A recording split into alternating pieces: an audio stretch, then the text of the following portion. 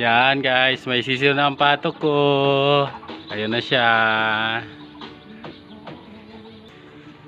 Tapos yung manok ko. Dalagan ang manok ko, ligawan nyo na. Tapos yung pusa, itim na itim. Ayan. Tapos, uy, ganda babae ah. Tapos, ano yung kinukuha mo na yan? Ganito. Down lang. Hindi, pinuputol talaga ito para umano. Hindi pinuputol talaga ito. Nagkagulo pa. Pinuputol talaga yan. Ganun talaga yan. Ganun ba yun? Pinuputol ba yan? Ano man tawag dyan?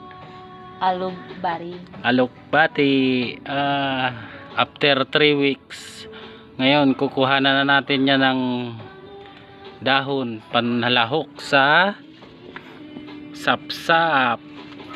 Tapos kalamansi. Ay sarap. Ganyan yan. Tapos kakapal yan. Yung pinutulan natin. Ganun ba yon? Kakapal daw yan. Ay.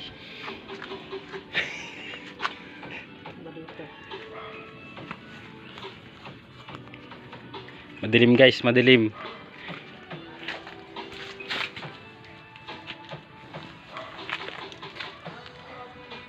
Tapos ito, ano kang dahon yan, no?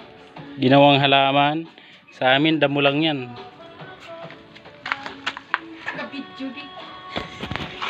Nalaglag pa. Uy, tama na yan. Ubos na yung dahon. Okay. Napakinabangan na.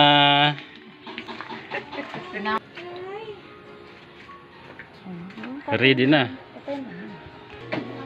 Yan, pwede na yan. Para sa tanghalian.